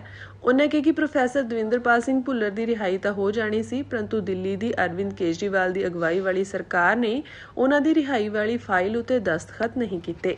ਮੈਂ ਸਮਝਦਾ ਕਿ ਇਹ ਦੋਹਰਾ ਮਾਪਦੰਡ ਆ। ਜਿਹੜੇ ਬੰਦਿਆਂ ਨੂੰ ਬਲਾਤਕਾਰ ਅਤੇ ਹੋਰ ਵੱਡੇ ਕ੍ਰਾਈਮ ਦੇ ਲਈ ਜੇਲ੍ਹ ਹੋਵੇ ਔਰ ਜਿਹਦੀ ਜਦੋਂ ਗ੍ਰਿਫਤਾਰੀ ਹੋਈ ਹੋਵੇ ਉਦੋਂ ਬਹੁਤ ਜ਼ਿਆਦਾ ਹੂ ਹੱਲਾ ਹੋਇਆ ਹੋਵੇ, ਕਈ ਜਾਨਾਂ ਗਈਆਂ, ਉਹਨਾਂ ਨੂੰ ਤੇ ਵਾਰ-ਵਾਰ ਐਂ ਛੱਡਿਆ ਜਾਂਦਾ ਜਿਵੇਂ ਕੋਈ ਪਿਕਨਿਕ ਮਨਾਉਣ ਲਈ ਆਉਂਦਾ। ਤੇ ਪਰ ਜਿਹੜੇ ਸਾਡੇ ਬੰਦੀ ਸਿੰਘ ਆ ਜਿਹੜੇ 35 ਸਾਲਾਂ ਤੋਂ ਜੇਲ੍ਹਾਂ ਕੱਟ ਰਹੇ ਔਰ ਜਿਨ੍ਹਾਂ ਦੀਆਂ ਸਜ਼ਾਵਾਂ ਪੂਰੀਆਂ ਹੋ ਚੁੱਕੀਆਂ, ਉਹਨਾਂ ਨੂੰ ਪੈਰੋਲ ਨਹੀਂ ਦਿੱਤੀ ਜਾ ਰਹੀ। ਔਰ ਇਹਦੇ ਵਿੱਚ ਹੱਦ ਇਹ ਆ ਕਿ ਭਾਈ ਸਾਹਿਬ ਭਾਈ ਜਗਤਾਰ ਸਿੰਘ ਜੀ ਹਵਾਰਾ ਜਿਨ੍ਹਾਂ ਦੇ ਮਾਤਾ ਜੀ ਬਿਮਾਰ ਆ ਔਰ ਇਕੱਲਾ ਪੰਥ ਹੀ ਨਹੀਂ, ਜਿੰਨੀਆਂ ਵੀ ਇਨਸਾਨੀਅਤ ਤੇ ਮਨੁੱਖੀ ਹੱਕਾਂ ਨੂੰ ਪਿਆਰ ਕਰਨ ਵਾਲੀਆਂ ਜਥੇਬੰਦੀਆਂ ਤੇ ਲੋਕ ਆ, ਉਹ ਸਾਰੇ ਕਹਿ ਰਹੇ ਆ ਕਿ ਭਾਈ ਜਗਤਾਰ ਸਿੰਘ ਹਵਾਰਾ ਨੂੰ ਮਾਤਾ ਨੂੰ ਮਿਲਣ ਦੀ ਪੈਰੋਲ ਮਿਲਣੀ ਚਾਹੀਦੀ ਆ, ਪਰ ਪੈਰੋਲ ਨਹੀਂ ਦਿੱਤੀ ਜਾ ਰਹੀ। ਭਾਈ ਬਲਵੰਤ ਸਿੰਘ ਜੀ ਰਾਜੋਆਣਾ ਜਿੰਦਾ ਸ਼ਹੀਦ, ਉਹਨਾਂ ਦਾ ਮਾਮਲਾ ਵੀ ਆਪਾਂ ਜਾਣਦੇ ਹਾਂ ਵੀ ਕਾਫੀ ਪੁਰਾਣਾ ਲਟਕਿਆ, ਉਮਰ ਕੈਦ ਦੇ ਵਿੱਚ ਤਬਦੀਲ ਹੋਣਾ ਫਾਂਸੀ ਤੋਂ, ਉਹ ਜਿਉਂਦਾ ਤਿਉਂ ਖੜਿਆ ਵਾ। ਉਹ ਪੰਥ ਉਹਨਾਂ ਦੀ ਵੀ, ਭਾਈ ਜਗਤਾਰ ਸਿੰਘ ਤਾਰੇ ਦੀ, ਪਰਮਜੀਤ ਸਿੰਘ ਭਿਓਰੇ ਦੀ, ਪ੍ਰੋਫੈਸਰ ਦਵਿੰਦਰਪਾਲ ਸਿੰਘ ਭੁੱਲਰ ਦੀ। ਪ੍ਰੋਫੈਸਰ ਦਵਿੰਦਰਪਾਲ ਸਿੰਘ ਭੁੱਲਰ ਦੀ ਤੇ ਬਹੁਤ ਸਮਾਂ ਪਹਿਲਾਂ ਰਿਹਾਈ ਹੋ ਜਾਣੀ, ਪਰ ਦਿੱਲੀ ਦੇ ਵਿੱਚ ਜਿਹੜੀ ਉਦੋਂ ਸਰਕਾਰ ਸੀ ਕੇਜਰੀਵਾਲ ਦੀ, ਉਹਨਾਂ ਦੀ ਫਾਈਲ ਤੇ ਦਸਤਖਤ ਹੀ ਨਹੀਂ ਕੀਤੇ। ਉਹ ਇਹ ਦੋਹਰਾ ਮਾਪਦੰਡ ਆ। ਬੰਦੀ ਸਿੰਘਾਂ ਨੂੰ ਰਿਹਾਈਆਂ ਵੀ ਮਿਲਣੀਆਂ ਚਾਹੀਦੀਆਂ ਔਰ ਭਾਈ ਜਗਤਾਰ ਸਿੰਘ ਹਵਾਰਾ ਨੂੰ ਹੁਣ ਪੈਰੋਲ ਮਿਲਣੀ ਚਾਹੀਦੀ ਮਾਤਾ ਜੀ ਨੂੰ ਮਿਲਣ ਦੀ, ਕਿਉਂਕਿ ਮਾਤਾ ਜੀ ਉਹਨਾਂ ਦੇ ਬਿਮਾਰ ਆ। ਮਾਂ ਦੀਆਂ ਅੰਦਰਾਂ ਹੁੰਦੇ ਪੁੱਤ, ਔਰ ਅੱਜ ਪੁੱਤ ਜੇ ਨਹੀਂ ਮਾਂ ਨੂੰ ਮਿਲ ਪਾ ਰਿਹਾ ਤੇ ਫਿਰ ਉਹ ਮਾਤਾ ਦੇ ਮਨੁੱਖੀ ਹੱਕ ਕਿੱਥੇ ਆ? ਹਰ ਮਾਂ ਦਾ ਹੱਕ ਹੈਗਾ। ਦੂਜੀ ਗੱਲ ਪੈਰੋਲ ਹੀ ਦੇਣੀ, ਜੇ ਇੱਧਰ ਪੈਰੋਲ ਦਿੱਤੀ ਜਾ ਰਹੀ ਵਾਰ-ਵਾਰ ਤੇ ਇੱਧਰ ਕਿਉਂ ਨਹੀਂ ਦਿੱਤੀ ਜਾ ਰਹੀ ਬੰਦੀ ਸਿੰਘਾਂ ਨੂੰ? ਤਾਂ ਮੈਂ ਸਮਝਦਾ ਦੋਹਰਾ ਮਾਪਦੰਡ ਆ। ਪੈਰੋਲਾਂ ਦੇਣੀਆਂ ਚਾਹੀਦੀਆਂ ਬੰਦੀ ਸਿੰਘਾਂ ਨੂੰ ਔਰ ਉਹਨਾਂ ਦੀਆਂ ਰਿਹਾਈਆਂ ਵੀ ਹੋਣੀਆਂ ਚਾਹੀਦੀਆਂ। ਇਹ ਜਿਹੜਾ ਮਜੀਠਾ ਹਲਕਾ ਏ, ਅੱਜ ਤੋਂ ਉੱਥੇ ਜਿਹੜੇ ਲੋਕ ਧਨਾੜ ਉੱਥੇ ਤਾਕਤ ਆਪਣੀ ਖਵਾਉਂਦੇ ਸੀ, ਅੱਜ ਤੋਂ ਉਹਨਾਂ ਦਾ ਜਿਹੜਾ ਬੁਰਾ ਸਮਾਂ ਸ਼ੁਰੂ ਆ। ਭਾਈ ਅਮਰਤਪਾਲ ਸਿੰਘ ਜੀ ਵੱਲੋਂ ਜਿਹੜਾ ਭਾਈ ਪੱਪਲਪ੍ਰੀਤ ਸਿੰਘ ਜੀ ਆ, ਉਹ ਅੱਜ ਤੋਂ ਉੱਥੇ ਚੋਣ ਕੈਂਪੇਨ ਨੂੰ ਵੱਡੇ ਪੱਧਰ ਤੇ ਆਰੰਭ ਕਰਨਗੇ। ਅਕਾਲੀ ਦਲ ਵਾਰਿਸ ਪੰਜਾਬ ਦੇ ਵੱਲੋਂ 2027 ਦੀਆਂ ਪੰਜਾਬ ਵਿਧਾਨ ਸਭਾ ਚੋਣਾਂ ਨੂੰ ਲੈ ਕੇ ਸਿਆਸੀ ਸਰਗਰਮੀਆਂ ਤੇਜ਼ ਕਰ ਦਿੱਤੀਆਂ ਗਈਆਂ ਹਨ। ਇਸੇ ਕੜੀ ਤਹਿਤ ਅੱਜ ਸੁਖਵਿੰਦਰ ਸਿੰਘ ਅਗਵਾਨ ਦੀ ਅਗਵਾਈ ਹੇਠ ਪ੍ਰੈਸ ਕਾਨਫਰੰਸ ਕਰਕੇ ਮਜੀਠਾ ਵਿਧਾਨ ਸਭਾ ਹਲਕੇ ਤੋਂ ਪੱਪਲਪ੍ਰੀਤ ਸਿੰਘ ਨੂੰ ਪਾਰਟੀ ਦਾ ਉਮੀਦਵਾਰ ਐਲਾਨਿਆ ਗਿਆ। ਇਸ ਮੌਕੇ ਪੱਪਲਪ੍ਰੀਤ ਸਿੰਘ ਦੀ ਮਾਤਾ ਸਮੇਤ ਪਰਿਵਾਰਕ ਮੈਂਬਰ ਅਤੇ ਪਾਰਟੀ ਨਾਲ ਜੁੜੇ ਆਗੂ ਤੇ ਵਰਕਰ ਮੌਜੂਦ ਰਹੇ। ਪ੍ਰੈਸ ਕਾਨਫਰੰਸ ਦੌਰਾਨ ਸੁਖਵਿੰਦਰ ਸਿੰਘ ਅਗਵਾਨ ਨੇ ਕਿਹਾ ਕਿ ਪੱਪਲਪ੍ਰੀਤ ਸਿੰਘ ਲੰਮੇ ਸਮੇਂ ਤੋਂ ਪੰਥਕ ਅਤੇ ਸਮਾਜਿਕ ਮੁੱਦਿਆਂ ਨਾਲ ਜੁੜੇ ਰਹੇ ਹਨ। ਉਹਨਾਂ ਕਿਹਾ ਕਿ ਉਹਨਾਂ ਦਾ ਪਰਿਵਾਰ ਵੀ ਸੰਘਰਸ਼ੀ ਪਿਛੋਕੜ ਰੱਖਦਾ ਹੈ ਅਤੇ ਮਜੀਠਾ ਵਰਗੇ ਮਹੱਤਵਪੂਰਨ ਹਲਕੇ ਤੋਂ ਅਜਿਹੇ ਵਿਅਕਤੀ ਨੂੰ ਉਮੀਦਵਾਰ ਬਣਾਉਣਾ ਪਾਰਟੀ ਲਈ ਮਾਣ ਵਾਲੀ ਗੱਲ ਹੈ। ਅਗਵਾਨ ਨੇ ਕਿਹਾ ਕਿ ਮਜੀਠਾ ਹਲਕਾ ਧਾਰਮਿਕ ਅਤੇ ਇਤਿਹਾਸਕ ਪੱਖੋਂ ਵੀ ਵਿਸ਼ੇਸ਼ ਮਹੱਤਵ ਰੱਖਦਾ ਹੈ। ਉਹਨਾਂ ਅਨੁਸਾਰ ਇਸ ਹਲਕੇ ਵਿੱਚ ਵੱਖ-ਵੱਖ ਧਾਰਮਿਕ ਸੰਸਥਾਵਾਂ, ਸੰਤ ਮਹਾਂਪੁਰਖਾਂ ਅਤੇ ਸੰਗਤਾਂ ਨਾਲ ਜੁੜੇ ਲੋਕ ਵੱਡੀ ਗਿਣਤੀ ਵਿੱਚ ਵਸਦੇ ਹਨ।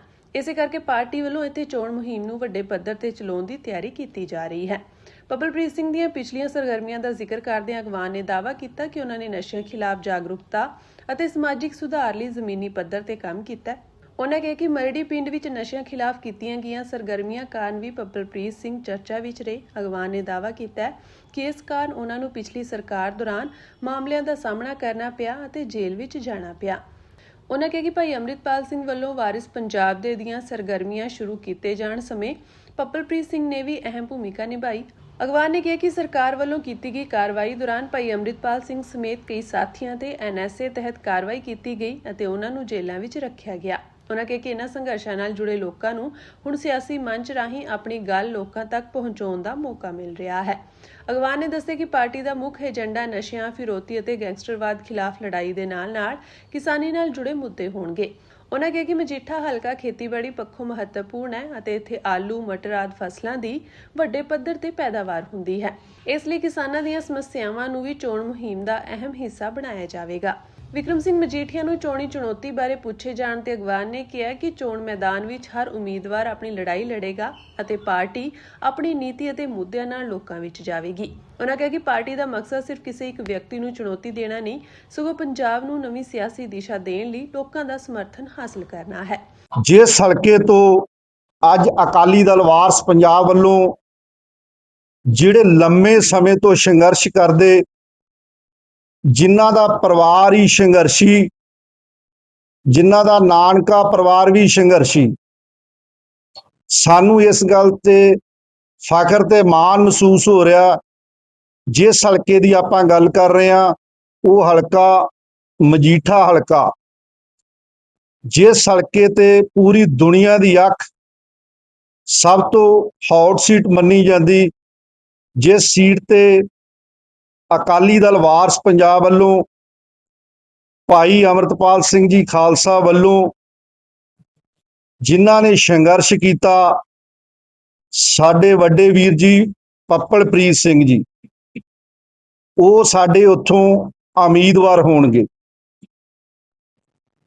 ਭਾਈ ਪੱਪਲਪ੍ਰੀਤ ਸਿੰਘ ਉਹ ਸਿੱਖ ਆ ਜਿਹਦੀ ਵਿਸ਼ਵ ਦੇ ਵਿੱਚ ਸਿੱਖਾਂ ਦੇ ਵਿੱਚ ਆਪਣੀ ਇੱਕ ਪਛਾਣ ਆ ਤੇ ਸਾਨੂੰ ਮਾਣ ਵੀ ਇਸ ਗੱਲ ਦਾ ਏ ਵੀ ਸਰਕਾਰਾਂ ਦੇ ਹੱਥ ਬਹੁਤ ਲੰਮੇ ਹੁੰਦੇ ਨੇ।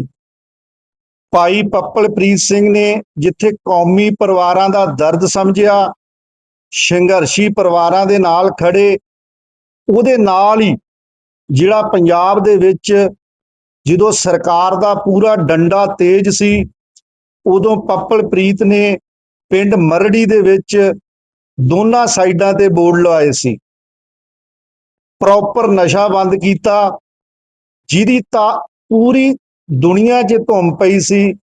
ਉੱਥੇ ਬੀੜੀ, ਸਿਗਰਟ, ਕੋਈ ਸਮੈਕ ਵਰਗਾ ਨਸ਼ਾ ਉਸ ਪਿੰਡ 'ਚ ਨਹੀਂ ਸੀ ਐਂਟਰ ਹੋਇਆ। ਪਰ ਸਰਕਾਰਾਂ ਬਰਦਾਸ਼ਤ ਨਹੀਂ ਕਰਦੀਆਂ, ਕਿਉਂਕਿ ਕੋਈ ਵੀ ਜਦੋਂ ਚੰਗਾ ਕਾਰਜ ਕਰਦਾ ਉਹਦੀ ਵਿਰੋਧਤਾ ਹੁੰਦੀ ਆ ਤੇ ਹੁੰਦੀ ਰਹਿਣੀ ਆ। ਉਸ ਸਮੇਂ ਦੀ ਹਕੂਮਤ ਨੇ ਜਾਲੀ ਪਰਚੇ ਦਰਜ ਕਰਾ ਕੇ ਨੌਜਵਾਨ ਵੀਰ ਪੱਪਲਪ੍ਰੀਤ ਸਿੰਘ ਨੂੰ ਜੇਲ੍ਹ ਦੇ ਵਿੱਚ ਨਜ਼ਰਬੰਦ ਕੀਤਾ। ਉਸ ਤੋਂ ਬਾਅਦ ਫਿਰ ਜਿਹੜੀ ਭਾਈ ਅੰਮ੍ਰਿਤਪਾਲ ਸਿੰਘ ਜੀ ਖਾਲਸਾ ਜੀ ਨੇ ਜਿਹੜੀ ਵਹੀਰ ਖਾਲਸਾ ਵੀਰ ਜਿਹਦੀ ਵਿਸ਼ਵ ਦੇ ਵਿੱਚ ਗੱਲ ਗਈ, ਉਸ ਵਹੀਰ ਨੂੰ ਜਦੋਂ ਆਰੰਭਤਾ ਕੀਤੀ, ਸਭ ਤੋਂ ਮੋਹਰੀਆਂ ਸਿੰਘਾਂ ਦੇ ਵਿੱਚ ਭਾਈ ਪੱਪਲਪ੍ਰੀਤ ਸਿੰਘ ਨੇ ਵੱਡਾ ਰੋਲ ਅਦਾ ਕੀਤਾ। ਉਸ ਤੋਂ ਬਾਅਦ ਜਦੋਂ ਸਰਕਾਰ ਨੇ ਹੋਰ ਡੰਗ ਤੇਜ਼ ਕੀਤਾ, ਫਿਰ ਭਾਈ ਅਮਰਤਪਾਲ ਸਿੰਘ ਜੀ ਦੇ ਨਾਲ ਅਸਾਮ ਦੀ ਡਿਬੜੂਗੜ੍ਹ ਦੇ ਜੇਲ੍ਹ ਦੇ ਵਿੱਚ तमाम ਜਿਹੜੇ ਬੰਦੀ ਸਿੰਘ ਸਾਡੇ ਜਿਨ੍ਹਾਂ ਤੇ NSA ਲਾ ਕੇ ਉਹਨਾਂ ਨੂੰ ਡੱਕ ਦਿੱਤਾ ਗਿਆ। ਅੱਜ ਤੋਂ ਮੈਂ ਇੱਕ ਗੱਲ ਦੱਸਣੀ ਚਾਹੁੰਦਾ तमाम ਮੀਡੀਆ ਰਾਹੀਂ, ਇਹ ਜਿਹੜਾ ਮਜੀਠਾ ਹਲਕਾ ਏ, ਅੱਜ ਤੋਂ ਉੱਥੇ ਜਿਹੜੇ ਲੋਕ ਧਨਾੜ ਉੱਥੇ ਤਾਕਤ ਆਪਣੀ ਖਵਾਉਂਦੇ ਸੀ, ਅੱਜ ਤੋਂ ਉਹਨਾਂ ਦਾ ਜਿਹੜਾ ਬੁਰਾ ਸਮਾਂ ਸ਼ੁਰੂ ਆ। ਭਾਈ ਅਮਰਤਪਾਲ ਸਿੰਘ ਜੀ ਵੱਲੋਂ ਜਿਹੜਾ ਭਾਈ ਪੱਪਲਪ੍ਰੀਤ ਸਿੰਘ ਜੀ ਆ, ਉਹ ਅੱਜ ਤੋਂ ਉੱਥੇ ਚੋਣ ਕੈਂਪੇਨ ਨੂੰ ਵੱਡੇ ਪੱਧਰ ਤੇ ਆਰੰਭ ਕਰਨਗੇ। ਜਿਹੜਾ ਸਾਡਾ ਮੁੱਖ ਏਜੰਡਾ ਨਸ਼ਿਆਂ ਦੇ ਵਿਰੁੱਧ, ਫਰੌਤੀ ਕਾਲ ਸਿਸਟਮ ਦੇ ਵਿਰੁੱਧ, ਕਿਸਾਨੀ, ਕਿਉਂਕਿ ਇੱਕ ਮਜੀਠਾ ਹਲਕਾ ਐਸਾ ਜਿੱਥੇ ਸਭ ਤੋਂ ਵੱਧ ਕਿਸਾਨੀ ਜਥੇਬੰਦੀਆਂ ਵੀ ਬੈਠੀਆਂ, ਕਿਸਾਨੀ ਦੀ ਸਭ ਤੋਂ ਵੱਡੀ ਉੱਥੇ ਪੈਦਾਵਾਰ ਹੁੰਦੀ, ਆਲੂ ਮਟਰਾਂ ਦੀ ਬਿਜਾਈ। ਇਸ ਵਾਸਤੇ ਜੋ ਪੱਪਲਪ੍ਰੀਤ ਸਿੰਘ ਨੂੰ ਅਕਾਲੀ ਦਲ ਵਾਰਸ ਪੰਜਾਬ ਵੱਲੋਂ ਜਿਹੜਾ ਮਜੀਠੇ ਹਲਕੇ ਤੋਂ ਪਾਰਟੀ ਨੇ ਫੈਸਲਾ ਕਰਕੇ ਉਹ ਕੈਂਡੀਡੇਟ ਐਲਾਨ ਦਿੱਤਾ ਗਿਆ। ਪੱਪਲਪ੍ਰੀਤ ਸਿੰਘ ਦੀ ਮਾਤਾ ਜੀ ਨੇ ਪਾਰਟੀ ਵੱਲੋਂ ਮਿਲੀ ਜ਼ਿੰਮੇਵਾਰੀ ਲਈ ਧੰਨਵਾਦ ਕਰਦਿਆਂ ਕਿਹਾ ਕਿ ਉਹਨਾਂ ਦਾ ਪੁੱਤਰ ਸਿੱਖ ਕੌਮ ਅਤੇ ਲੋਕਾਂ ਦੀ ਸੇਵਾ ਨੂੰ ਸਮਰਪਿਤ ਰਹੇਗਾ। ਉਹਨਾਂ ਕਿਹਾ ਕਿ ਮਜੀਠਾ ਹਲਕੇ ਦੀ ਨੁਮਾਇੰਦਗੀ ਕਰਨਾ ਵੱਡੀ ਜ਼ਿੰਮੇਵਾਰੀ ਹੈ ਅਤੇ ਉਹ ਸੰਗਤ ਦੇ ਸਹਿਯੋਗ ਅਤੇ ਆਸ਼ੀਰਵਾਦ ਨਾਲ ਇਸ ਜ਼ਿੰਮੇਵਾਰੀ ਨੂੰ ਨਿਭਾਉਣ ਦੀ ਕੋਸ਼ਿਸ਼ ਕਰਨਗੇ। ਸਭ ਤੋਂ ਪਹਿਲਾਂ ਮੈਂ ਟੀਮ ਦਾ ਧੰਨਵਾਦ ਕਰਦੀ ਹਾਂ ਜਿਨ੍ਹਾਂ ਨੇ ਮੇਰੇ ਪੁੱਤਰ ਨੂੰ ਜ਼ਿੰਮੇਵਾਰੀ ਸੌਂਪੀ ਆ। ਉਹ ਪਹਿਲਾਂ ਤੋਂ ਹੀ ਸਿੱਖ ਕੌਮ ਨੂੰ ਸਮਰਪਿਤ ਆ। ਅੱਗੇ ਤੋਂ ਜੋ ਇਹ ਜ਼ਿੰਮੇਵਾਰੀਆਂ ਦੇ ਰਹੇ ਆ ਉਹ ਪੂਰੀ ਤਰ੍ਹਾਂ ਬਖੂਬੀ ਨਿਭਾਊਗਾ। ਜੇਲ੍ਹ ਤੋਂ ਬਾਹਰ ਆ ਕੇ ਉਨੀ ਦੇਰ ਕੋਈ ਨਾ ਕੋਈ ਟੀਮ ਸਾਡੀ ਹੋਊਗੀ ਜਿਹੜੀ ਉਹ ਜ਼ਿੰਮੇਵਾਰੀਆਂ ਨੂੰ ਨਿਭਾਊਗੀ।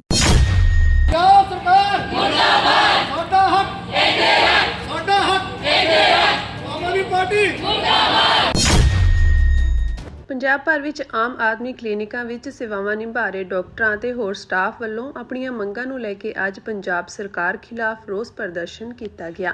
ਇਸੇ ਤਹਿਤ ਅੰਮ੍ਰਿਤਸਰ ਵਿੱਚ ਵੀ ਆਮ ਆਦਮੀ ਕਲੀਨਿਕਾਂ ਦੇ ਡਾਕਟਰਾਂ, ਫਾਰਮਾਸਿਸਟਾਂ ਅਤੇ ਹੋਰ ਕਰਮਚਾਰੀਆਂ ਨੇ ਸਿਵਲ ਸਰਜਨ ਦਫ਼ਤਰਾਂ ਦੇ ਬਾਹਰ ਇਕੱਠੇ ਹੋ ਕੇ ਸਰਕਾਰ ਖਿਲਾਫ ਨਾਅਰੇਬਾਜ਼ੀ ਕੀਤੀ ਅਤੇ ਆਪਣੀਆਂ ਮੰਗਾਂ ਜਲਦ ਪੂਰੀਆਂ ਕਰਨ ਦੀ ਮੰਗ ਕੀਤੀ। ਇਸ ਮੌਕੇ ਮੀਡੀਆ ਨਾਲ ਗੱਲਬਾਤ ਕਰਦਿਆਂ ਸਟੇਟ ਸਾਂਝਾ ਫਰੰਟ ਯੂਨੀਅਨ ਦੇ ਚੇਅਰਮੈਨ ਅਤੇ ਜ਼ਿਲ੍ਹਾ ਅੰਮ੍ਰਿਤਸਰ ਫਾਰਮਾਸਿਸਟ ਯੂਨੀਅਨ ਦੇ ਪ੍ਰਧਾਨ ਪ੍ਰਦੀਪ ਗੁਪਤਾ ਨੇ ਕਿਹਾ ਕਿ ਪਿਛਲੇ ਮਹੀਨੇ 27 ਤਰੀਕ ਨੂੰ ਵੀ ਮੁਲਾਜ਼ਮਾਂ ਵੱਲੋਂ ਆਪਣੀਆਂ ਮੰਗਾਂ ਨੂੰ ਲੈ ਕੇ ਪ੍ਰਦਰਸ਼ਨ ਕੀਤਾ ਗਿਆ ਸੀ। ਉਸ ਸਮੇਂ ਡਾਇਰੈਕਟਰ ਅਤੇ MD ਪੱਧਰ ਦੇ ਅਧਿਕਾਰੀਆਂ ਨਾਲ ਮੀਟਿੰਗ ਹੋਈ ਸੀ ਅਤੇ ਉਹਨਾਂ ਵੱਲੋਂ ਭਰੋਸਾ ਦਿੱਤਾ ਗਿਆ ਸੀ ਕਿ 15 ਦਿਨਾਂ ਦੇ ਅੰਦਰ ਮੰਗਾਂ ਦਾ ਹੱਲ ਕਰ ਦਿੱਤਾ ਜਾਵੇਗਾ ਅਤੇ ਨੋਟੀਫਿਕੇਸ਼ਨ ਜਾਰੀ ਕਰ ਦਿੱਤਾ ਜਾਵੇਗਾ। ਉਹਨਾਂ ਕਿਹਾ ਕਿ ਹੁਣ ਉਸ ਭਰੋਸੇ ਨੂੰ ਲਗਭਗ 28-29 ਦਿਨ ਬੀਤ ਚੁੱਕੇ ਹਨ ਪਰ ਅਜੇ ਤੱਕ ਮੰਗਾਂ ਸੰਬੰਧੀ ਕੋਈ ਨੋਟੀਫਿਕੇਸ਼ਨ ਜਾਰੀ ਨਹੀਂ ਕੀਤਾ ਗਿਆ। ਉਹਨਾਂ ਦੋਸ਼ ਲਗਾਇਆ ਕਿ ਹਰ ਵਾਰ ਸਿਰਫ ਕੁਝ ਦਿਨਾਂ ਦਾ ਹੋਰ ਸਮਾਂ ਮੰਗ ਕੇ ਮਾਮਲਾ ਟਾਲਿਆ ਜਾ ਰਿਹਾ ਹੈ। ਉਹਨਾਂ ਕਿਹਾ ਕਿ ਮੁਲਾਜ਼ਮ ਜਥੇਬੰਦੀਆਂ ਨੂੰ ਲੱਗਦਾ ਹੈ ਕਿ ਸਰਕਾਰ ਵੱਲੋਂ ਮਸਲੇ ਦਾ ਹੱਲ ਕਰਨ ਦੀ ਬਜਾਏ ਸਮਾਂ ਲੰਘਾਇਆ ਜਾ ਰਿਹਾ ਹੈ। ਇਸ ਦੌਰਾਨ ਹੋਰ ਕਰਮਚਾਰੀਆਂ ਨੇ ਕਿਹਾ ਕਿ ਉਹਨਾਂ ਦੀਆਂ ਮੰਗਾਂ ਕੋਈ ਗੈਰ ਵਾਜਬ ਮੰਗਾਂ ਨਹੀਂ ਹਨ, ਸਗੋਂ ਬੁਨਿਆਦੀ ਸਹੂਲਤਾਂ ਨਾਲ ਸੰਬੰਧਿਤ ਹਨ। ਕਰਮਚਾਰੀਆਂ ਨੇ ਕਿਹਾ ਕਿ ਉਹਨਾਂ ਨੂੰ ਸਰਕਾਰ ਦੇ ਸਿਹਤ ਵਿਭਾਗ ਦੇ ਅਧੀਨ ਲਿਆਂਦਾ ਜਾਵੇ ਅਤੇ ਨੌਕਰੀ ਨਾਲ ਜੁੜੀਆਂ ਸੇਵਾ ਸ਼ਰਤਾਂ ਨੂੰ ਸਪਸ਼ਟ ਕੀਤਾ ਜਾਵੇ। ਯੂਨੀਅਨ ਆਗੂਆਂ ਨੇ ਕਿਹਾ ਕਿ ਆਮ ਆਦਮੀ ਕਲੀਨਿਕਾਂ ਵਿੱਚ ਕੰਮ ਕਰਨ ਵਾਲੇ ਡਾਕਟਰਾਂ, ਫਾਰਮਾਸਿਸਟਾਂ ਅਤੇ ਹੋਰ ਸਟਾਫ ਵੱਲੋਂ ਲਗਾਤਾਰ ਲੋਕਾਂ ਨੂੰ ਸਿਹਤ ਸੇਵਾਵਾਂ ਦਿੱਤੀਆਂ ਜਾ ਰਹੀਆਂ ਹਨ। ਉਹਨਾਂ ਸਰਕਾਰ ਨੂੰ ਅਪੀਲ ਕੀਤੀ ਕਿ ਮਰੀਜ਼ਾਂ ਨੂੰ ਹੋ ਰਹੀ ਪਰੇਸ਼ਾਨੀ ਨੂੰ ਧਿਆਨ ਵਿੱਚ ਰੱਖਦਿਆਂ ਮੁਲਾਜ਼ਮਾਂ ਦੀਆਂ ਮੰਗਾਂ ਦਾ ਜਲਦ ਹੱਲ ਕੀਤਾ ਜਾਵੇ। ਨਾਲ ਹੀ ਚੇਤਾਵਨੀ ਦਿੱਤੀ ਕਿ ਜੇਕਰ ਸਰਕਾਰ ਨੇ ਹੁਣ ਵੀ ਕੋਈ ਠੋਸ ਫੈਸਲਾ ਨਾ ਲਿਆ ਤਾਂ ਸੰਘਰਸ਼ ਨੂੰ ਪੰਜਾਬ ਪੱਧਰ ਤੇ ਹੋਰ ਤਿੱਖਾ ਕੀਤਾ ਜਾਵੇਗਾ। ਉਹਨਾਂ ਨੇ ਇਹ ਗੱਲ ਕਹਿ ਕੇ ਟਾਲਤਾ ਕਿ ਸਜੇ ਵੀ ਸਾਨੂੰ 1 ਹਫ਼ਤੇ ਦਾ ਟਾਈਮ ਦਿਓ। ਸਾਨੂੰ ਵੀ ਪਤਾ, ਸਾਰਿਆਂ ਨੂੰ ਪਤਾ ਹੈ ਕਿ ਸਿਰਫ ਇੱਕ ਲਾਰੇ ਹੈ। ਲਾਰੇ ਤਦ ਕਰਕੇ ਲਾ ਰਿਹਾ, ਕਿਤੇ ਨਾ ਕਿਤੇ ਸਰਕਾਰ ਇਹ ਕਹਿ ਰਹੀ ਹੈ ਕਿ ਆਪਾਂ ਸਿਰਫ ਆਪਣਾ ਟਾਈਮ ਟਪਾਈਏ। ਟਾਈਮ ਟਪਾਉਣ ਦਾ ਮਤਲਬ ਇਹੋ ਹੀ ਹੈ ਕਿ ਇਹਨਾਂ ਨੇ ਸਿਰਫ ਚੋਣ ਜਾਬਤਾ ਤੱਕ ਵੇਟ ਕਰ ਰਹੇ ਆ ਕਿ ਚੋਣ ਜਾਬਤਾ ਕਦੋਂ ਲੱਗੇ ਤੇ ਕਦੋਂ ਅਸੀਂ ਇਹਨਾਂ ਤੋਂ ਖਹਿੜਾ ਛਡਾਈਏ। ਲੇਕਿਨ ਜਿਹੜੀ ਜਥੇਬੰਦੀਆਂ ਕਹਿ ਲਓ ਜਾਂ ਮੁਲਾਜ਼ਮ ਜਥੇਬੰਦੀਆਂ ਕਹਿ ਲਓ, ਉਹ ਸਰਕਾਰ ਦਾ ਐਡੀ ਛੇਤੀ ਖਹਿੜਾ ਨਹੀਂ ਛੱਡਣਗੀਆਂ। ਜੇ ਸਰਕਾਰ ਚਾਹੁੰਦੀ ਆ ਕਿ ਹਾਂ ਆਪਣੇ ਮੁਲਾਜ਼ਮਾਂ ਦਾ ਹਿੱਤ ਵਿੱਚ ਖਲੋਣਾ ਜਾਂ ਉਹਨਾਂ ਕੋਲ ਕੰਮ ਲੈਣਾ, ਤੇ ਸਾਡੀਆਂ ਮੰਗਾਂ ਨੂੰ ਜ਼ਰੂਰ ਧਿਆਨ ਦੇਣਾ ਪੈਣਾ ਦਾ। ਜਦੋਂ ਸਰਕਾਰ ਸੱਤਾ 'ਚ ਆਈ ਕੀ ਵਾਅਦੇ ਤੁਹਾਡੇ ਨਾਲ ਕਰਕੇ ਗਈ? ਜਦੋਂ ਸਰਕਾਰ ਸੱਤਾ 'ਚ ਆਈ ਉਦੋਂ ਤੇ ਵੇਖੋ ਤੁਹਾਡੇ ਸਾਹਮਣੇ ਸੈਕਟਰੀਏਟ ਵਿੱਚ ਸਾਰੇ ਜਥੇਬੰਦੀਆਂ ਨੇ ਫੁੱਲਾਂ ਨਾਲ ਸਵਾਗਤ ਕੀਤਾ ਸੀ ਕਿ ਕਿਉਂਕਿ ਪਿਛਲੀਆਂ ਸਰਕਾਰਾਂ ਤੋਂ ਲੋਕੀ ਇੱਕੇ ਸੜੇ ਸੀ। ਉਹਨਾਂ ਨੂੰ ਐਂ ਲੱਗਦਾ ਸੀ ਕਿ ਇਹ ਸਰਕਾਰ ਸਾਡਾ ਕੋਈ ਹੱਲ ਕਰੂਗੀ, ਜਥੇਬੰਦੀਆਂ ਹੱਲ ਕਰੂਗੀ। ਲੇਕਿਨ ਇਹ ਸਿਰਫ ਇੱਕ ਲਾਰਾ ਹੀ ਮਿਲਣ ਡਿਆ ਸਾਨੂੰ, ਹੋਰ ਕੁਝ ਨਹੀਂ ਹੈ। ਕਿਉਂਕਿ ਜਦੋਂ ਲਾਸਟ ਟਾਈਮ ਅਸੀਂ ਧਰਨਾ ਲਾਇਆ ਸੀ ਜਾਂ ਮੁਜ਼ਾਹਰਾ ਕੀਤਾ, ਜੋ ਵੀ ਕੀਤਾ ਆਪਾਂ, ਉਹਦੇ ਵਿੱਚ OSD ਸਾਹਿਬ ਜਿਹੜੇ ਮੰਤਰੀ ਸਾਹਿਬ ਮਿਨਿਸਟਰ ਸਾਹਿਬ ਨੇ ਭਗਵੰਤ ਮਾਨ ਜੀ ਦੇ, ਉਹਨਾਂ ਨੇ ਇਹ ਕਿਹਾ ਕਿ ਇਹਨਾਂ ਦੀਆਂ ਮੰਗਾਂ ਬਾਰੇ ਜ਼ਰੂਰ ਧਿਆਨ ਦਿੱਤਾ ਜਾ ਰਿਹਾ, ਇਹਨਾਂ ਦੀਆਂ ਮੰਗਾਂ ਸਾਡੇ ਕੋਲ ਪਹੁੰਚ ਗਈਆਂ। ਤੇ ਸਾਡੇ ਜਿਹੜੇ ਵਿੱਤ ਮੰਤਰੀ ਸਾਹਿਬ ਹੈ ਉਹਨਾਂ ਦਾ ਵੀ ਬਿਆਨ ਆਇਆ ਸੀ, ਲੇਕਿਨ ਬਿਆਨ ਸਿਰਫ ਕਾਗਜ਼ੀ ਕਾਰਵਾਈ ਕਹਿ ਲਓ ਜਾਂ ਇੱਕ ਸੋਸ਼ਲ ਮੀਡੀਆ ਤੇ ਆਪਣੀ ਵਾਹਵਾ ਖੱਟਣ ਵਾਸਤੇ ਆ।